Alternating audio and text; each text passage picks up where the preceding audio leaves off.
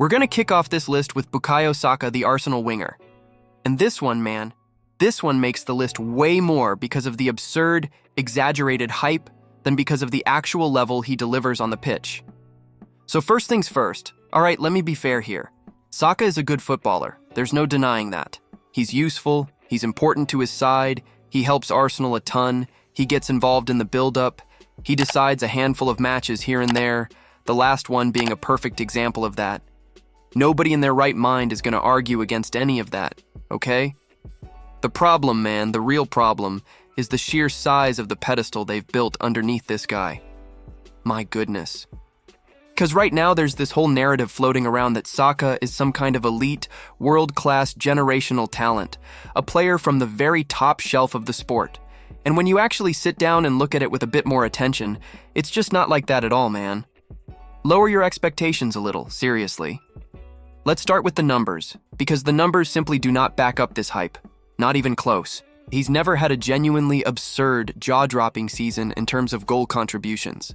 He always lands in that good range, that solid range, but never anything truly extraordinary. And honestly, that's something that grabs my attention precisely because of the insane amount of media coverage this guy gets over there in England. The press treats him like a phenomenon, but when you go look at the actual output, it doesn't line up with that treatment.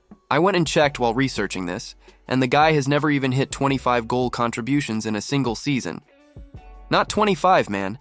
That's not the stat line of the generational monster they keep selling you. It's the stat line of a very good player, and there's a massive difference between those two things.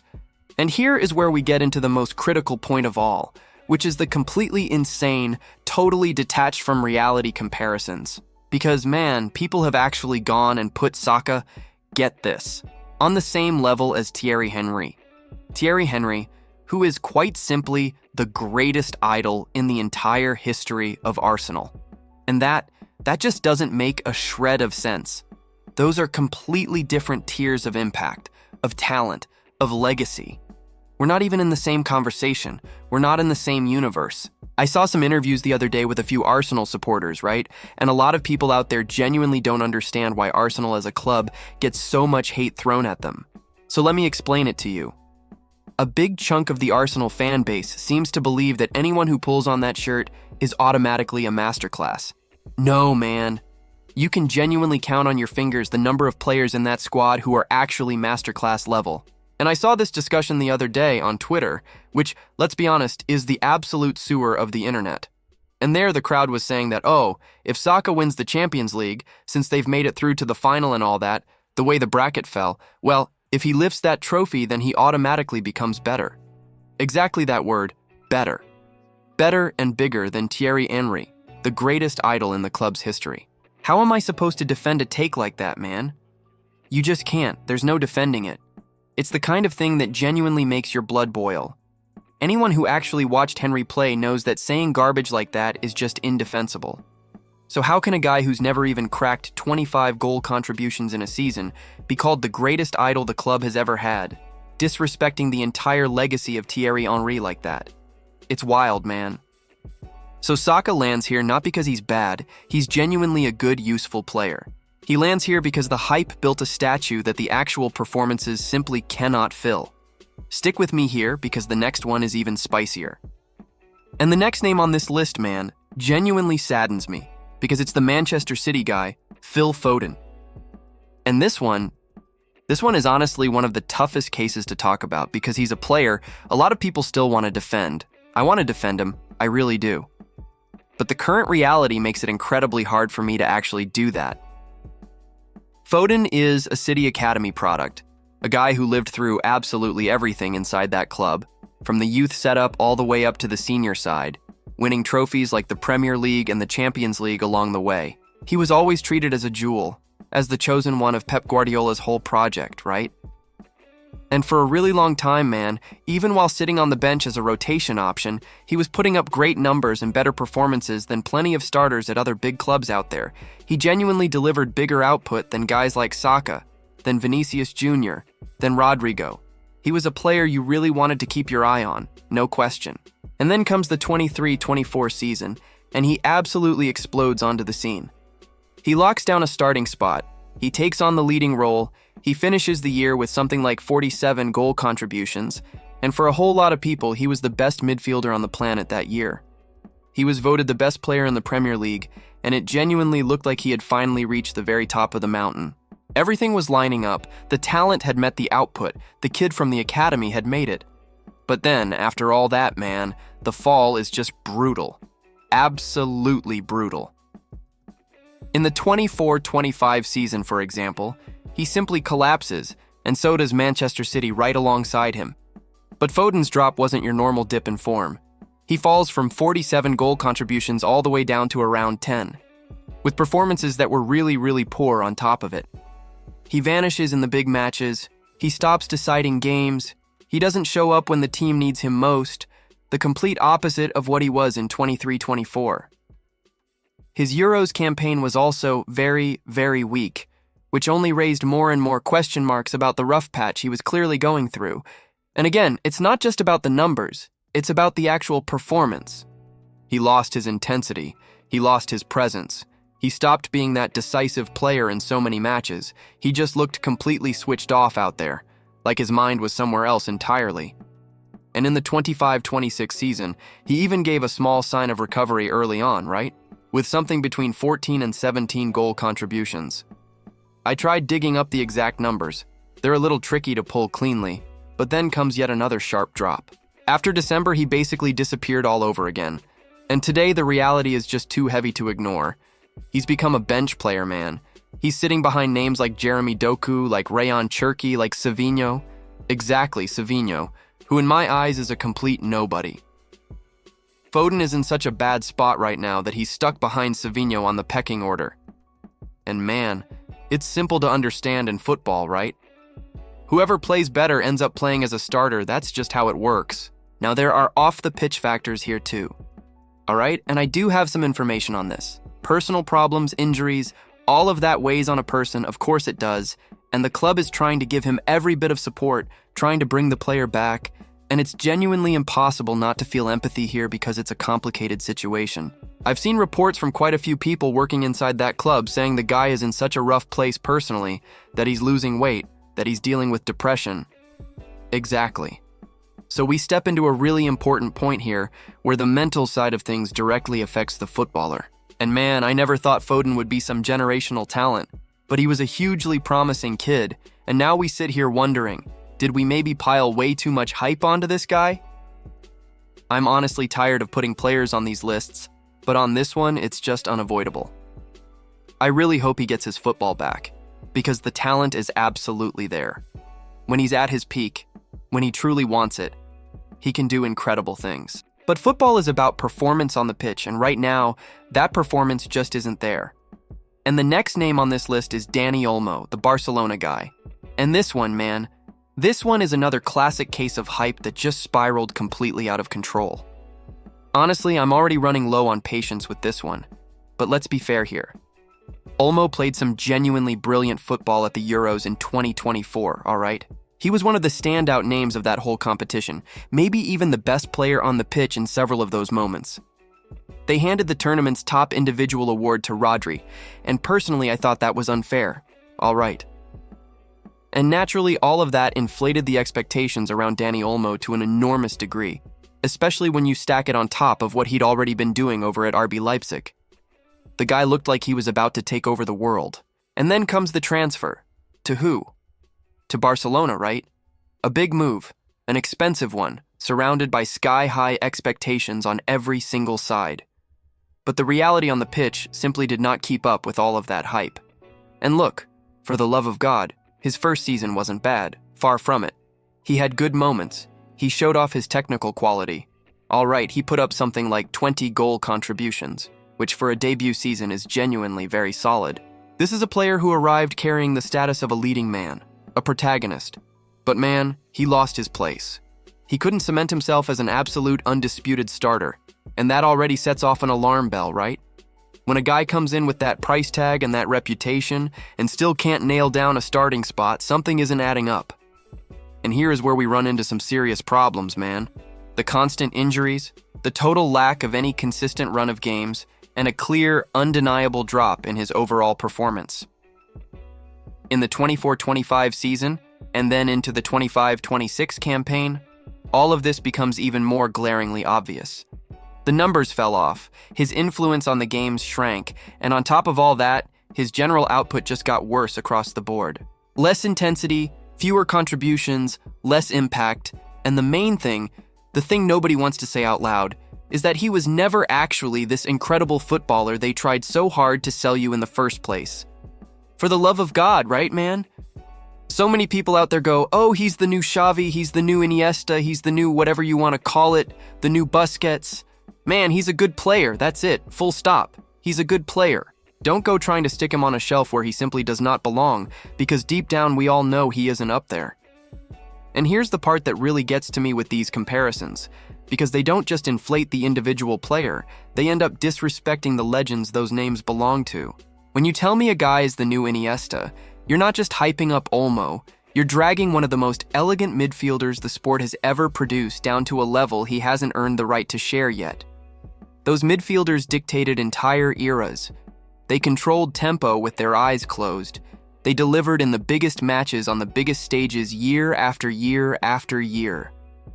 Olmo had one great tournament and a decent first season at a giant club. Those are not the same thing.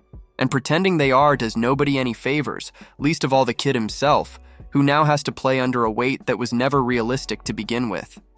And honestly, this is the part that makes these cases so frustrating, because the hype doesn't just set the player up to fail, it actively erases the version of him that's genuinely useful. There's a perfectly good footballer in there, a guy who can contribute, who has real technical ability, who can have his bright nights. But the moment you label him a generational successor to an all-time great, every single ordinary performance suddenly looks like a catastrophe, every quiet game looks like a flop. And that's not fair to him as a player, but it's also just not honest analysis. So at the end of the day, Olmo lands on this list precisely because the hype manufactured the expectation of a worldwide superstar, but what he actually delivers right now, man, is nowhere near that. It's flat, it's quiet, it fades into the background far too often. You get what I'm telling you here? Good player. Sold as a phenomenon, and the gap between those two things is exactly why he's here. And the next name on this list is Cole Palmer, the Chelsea guy. And this is the one, man. This is the player who exploded in the 23-24 season, took over the leading role at the club, and was treated as one of the best footballers on planet Earth in that exact moment. He was deciding matches left and right, all right? He was demanding the responsibility, pulling it onto his own shoulders, and I mean really demanding it big time. He was taking penalties like nobody else, creating a ton of chances. He was the man of that team, the guy who genuinely carried Chelsea through so many stretches of that season. The problem, man, is that this level simply did not hold up for very long. Not at all. After that absurd peak, Palmer suffered a clear drop in performance and never again managed to replicate that same impact, right? In the 24-25 season, for example, he still managed to deliver some reasonably decent output, around 10 goals and 15 assists, but well below the expectation that had been built around him. And now in the 25-26 season, this one we're living through right now, the regression has become even more obvious, man. He's only got 9 goals and 3 assists so far. Numbers that are very, very low for a player who is still treated as the star of the England national side and a marquee name within the Premier League. But the main point goes well beyond the numbers, right? When I bring this kind of analysis to you, we can't just talk about the stats, because on the pitch, Palmer today is a completely different player from the one he used to be. He participates less, he doesn't demand the ball, he doesn't shoulder the responsibility in the decisive moments, and in plenty of matches he simply vanishes. In some of the games I watched from Chelsea this season, man, the feeling is that he's just walking around out there, strolling across the pitch. And it's not only me who holds this view. The Chelsea supporters themselves have already launched several polls across the internet trying to figure out what on earth is going on with Palmer. And man, the drop in performance from this guy is genuinely brutal, I mean it. He racked up nearly 40 goal contributions in his first season at the club. He was decisive in winning them the Club World Cup. But it really seems like after that point, my friend, the guy's career just unraveled completely. And that weighs even heavier when you remember the sheer scale of the hype that got created around him. Because he's still treated as the protagonist, as the technical reference point of the team. He's the number 10 on his back, but the current output just does not match that status. There's a lack of consistency, a lack of presence, and above all, a lack of that ability to decide games that he's already proven he genuinely has inside him. Now, of course, there's the whole injury situation to factor in, right? There was also the entire saga around the manager leaving, the departure of Enzo Maresca, which heavily influenced the way Palmer plays and everything that comes with that. But, man, you genuinely can't defend it. You really can't. For 3 seasons, well, no, 3 is probably an exaggeration, but for at least 2 seasons now, Palmer has really been in a very, very complicated spot, man. And here's the thing that makes it sting. Because the talent we all saw was real. That wasn't a fluke or a highlight reel stitched together to fool you. He genuinely did those things. He genuinely carried a club to silverware, which is exactly why the current version is so jarring to watch. And honestly, I hope he gets back to playing well. Like I said before, just because a player ends up on this list, that doesn't necessarily mean he's bad. I just think Palmer is hugely overrated, the same way I felt about him right at the start of his career, back at City, then at Chelsea, all of it. I never quite saw what all this hype was about. He was just a guy who sure was a good footballer, who put up a lot of nice numbers, but masterclass, calling him a masterclass, that's a step way too far. There's a real player in there, but the conversation around him got detached from reality, and on the pitch right now, he simply isn't backing up the legend they keep trying to build for him. So Palmer lands on this list, and stick with me, because the next one is a delicate case. The next name on this list is Jude Bellingham, the Real Madrid guy. And this one, man, this one is a genuinely delicate case for us to handle in this video, because before anything else, it's important to make this crystal clear. Bellingham is not bad. Quite the opposite, man. He's an absolute beast of a player in his position, one of the best midfielders around right now. The quality was never the issue. The issue is the tier where they decided to place him, and the last few seasons that demonstrate exactly why he doesn't actually belong on that tier. You following me here? When he leaves Borussia Dortmund and arrives at Real Madrid right in the 23-24 season, he simply explodes onto the scene. Playing in a more advanced role, almost like a false 9, he piles up goal after goal after goal and finishes that season with nearly 40 goal contributions, standing as a protagonist right alongside names like Vinicius Jr. himself. All right? And right there, the hype was genuinely spinning out of control. People started throwing him into the Ballon d'Or conversation, and you know what? I actually agree he was in that conversation that season, no doubt about it. But comparing him to legends like Zinedine Zidane, that is a step way too far. And once you do that, the level of expectation becomes flat out unsustainable for any footballer alive, all right? In the 24-25 season, you can already see a real drop in his output. He goes back to playing in a deeper role, his original midfield position, mainly with the arrival of Kylian Mbappé pushing things around up front, and the numbers fall to around 22 goal contributions. Those are still excellent numbers, no question, but the impact simply isn't the same anymore. And the performances start swinging back and forth more and more. But in the 25-26 season, his situation is very, very delicate and very complicated, man. On top of the constant injuries that completely shatter any rhythm he tries to build, the level of his actual performances, both for Real Madrid and for the England national side, dropped, and it dropped hard. The intensity just isn't there anymore. His presence in midfield has shrunk, and even when he does play, he can no longer dominate the middle of the park the way he used to. There was that clash, right, against Bayern Munich, where, man, I saw nothing from Bellingham, genuinely nothing. And the numbers fell even further too, hovering now around 12 goal contributions this season, which, considering the context and the price of admission, is far too little for someone treated as a superstar, right? And here we step into the main point again. It's not just about numbers, like I keep saying, it's about the performance on the pitch. Today, Bellingham doesn't score the way he used to. He doesn't dictate the rhythm of the game the way he used to. He doesn't have the same physical and technical impact he had during that initial peak at Real Madrid. He turned into an ordinary player inside a context where everyone was expecting something extraordinary to keep pouring out of him. And man, anyone who compares Bellingham to Pedri right now has to be out of their mind, genuinely, man. Pedri is far more of a complete footballer than Bellingham, all right? Way more, because Pedri might not hand you the flashy goal contributions, but he delivers the one thing Bellingham almost never delivers, which is genuine consistency in the middle of the park, game after game, man. And honestly, this is where the whole thing becomes a trap, because that consistency is the quiet currency that actually wins you matches over a long season. Anyone can have a couple of explosive months and light up a highlight reel. Sustaining a level, controlling a midfield week in and week out, showing up in the dull games and the away grinds, that's the part that separates the genuinely elite from the very good. And right now, Bellingham sits firmly in that very good category, which would be totally fine if the world hadn't decided he was a once-in-a-generation genius. So at the end of the day, Bellingham suffers from his own excessive hype. He's a great footballer, but he got placed at the level of a generational genius, made even worse by all those TikTok edits and everything that comes with them. Man, that stuff is a cancer for modern football, genuinely. And he lands on this list largely because of that.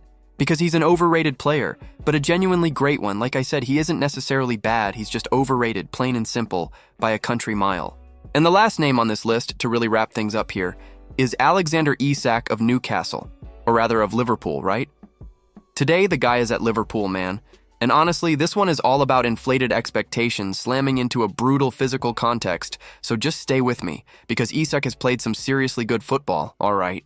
He's had plenty of strong spells, he even showed up on lists of underrated players at some point, and I actually think we might have covered him right here on this channel before. But football is about the moment, man. And the last few seasons from Isak, for the love of God, they've been very, very far below what we genuinely expected from a guy who cost 150 million euros. Quite simply, the third most expensive signing in the entire history of football. Liverpool paid exactly that, around 150 million euros, expecting what? An elite-level center forward. And the return just does not match it, all right? And it's not only about the numbers, it's mainly about the total lack of any consistent run of games. Isak is a guy who has been living with injuries ever since his Newcastle days. He arrives at Liverpool, picks up a heavy injury, basically loses the entire season, and the moment he tries to come back, he goes and gets hurt all over again. That kind of thing completely shatters the rhythm of any footballer on planet Earth. No exceptions whatsoever. And here is where we try to defend him a little, right? Because when he's healthy, the guy is genuinely very good. He's got the technique, he finishes well, he can rack up his 15-20 goals across a season no problem. But the problem is precisely that one word, healthy, which almost never actually happens.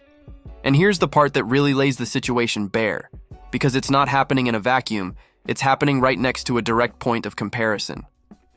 Other names from that very same squad, guys brought in alongside Isak, have shown so much more. Genuinely, man. When the player you signed in the same window is delivering, and the marquee man is stuck in the treatment room, the contrast becomes impossible to ignore, and it makes the price tag look even worse than it already does. You bring in a guy for 150 million euros for him to flop like this?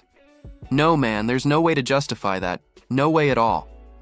At that point, you're basically asking the fans to just smile and accept it, and there's no condition under which that flies. And look, I want to be fair to him here, because this is a different flavor of overrated than the others on this list. Isak isn't overrated because the talent isn't real. The talent is absolutely real. You can see it the moment he steps on the pitch fit. He's overrated because the world looked at that talent, slapped a record-shattering fee on top of it, and quietly assumed the body would simply cooperate. And bodies don't work like that, man. A center forward who can't string together a run of matches isn't a center forward you can build a season around, no matter how pretty the finishing looks in the highlights. The whole value of an elite striker is being there, week after week, in the box, when the team needs the goal.